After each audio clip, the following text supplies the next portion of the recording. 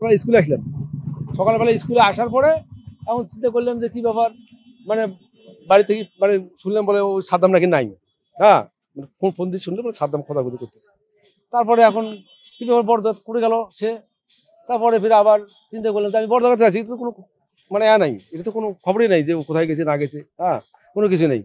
পরে ফিরে আবার দেখলাম মানে আমার বন্ধুই নাকি এখানে আসছে, আসিয়া ফোন দেওয়া দিয়ে করছি। ফোন দিয়ে আসিয়া এখানে মানে ফোন যখন ধরছে না তখন দোকানে আসছে, দোকানে আসি সেটা তো চলে গেল। আসিয়া ফোন দিতে ফোন বাজছে ঘরের ভেতর। তারপরে ফিরে আবার ওই ঝাপ খুলিয়া দেখা যায় সে ওই মানে সে নোট আছে, ফাঁসি দিয়ে আছে।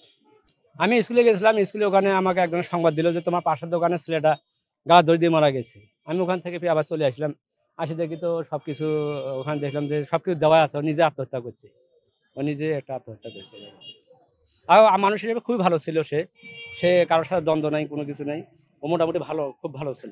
দামের পিতা মধুমে বা আমার ক্লাসমেট ছিল, ভালো হাজিপুর স্কুলে ছেলের বাবা।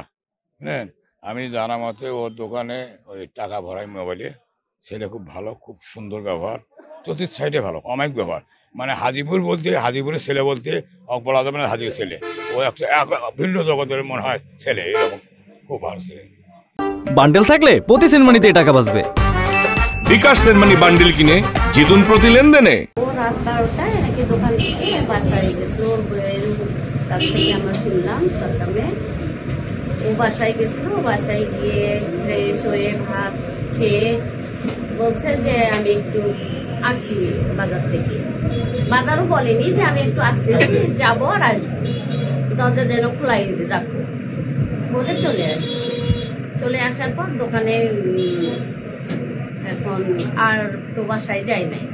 এখন এইদিকে আনুমানিক 11টার দিকে আর কি সবাই চিরাচিরি করতেছে যে দোকানে মারা গেছে গলায় ফাঁস দিয়ে। আমরা এটা শুনলাম, ভিতর থেকে দরজা এক পাশে তালা দেয়া, অপর পাশে ভিতর থেকে লক করা। হ্যাঁ, তো এক ছেলে আসছে, ওর নাম লিমন। হ্যাঁ, লিমন। ও পরে শুনছে যে ও বাসায় যায় নাই, রাত্রে যাওয়ার কথা, বাসায় যায় নাই। ওরা খুঁজতে খুঁজতে আসছে বড়দাটা, এসে দেখে যে দোকানের সামনে মোটরসাইকেল তালা দেয়াই আছে।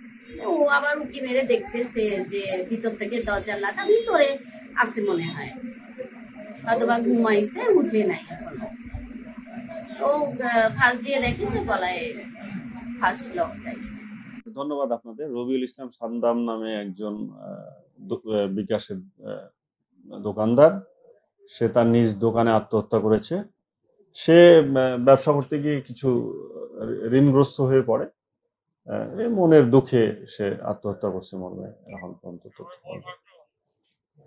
এ বিষয়ে একটি অপমৃত্যু মামলা রুজু হয়েছে, আইনগত ব্যবস্থা গ্রহণ আমরা করছি, প্রক্রিয়াধীন।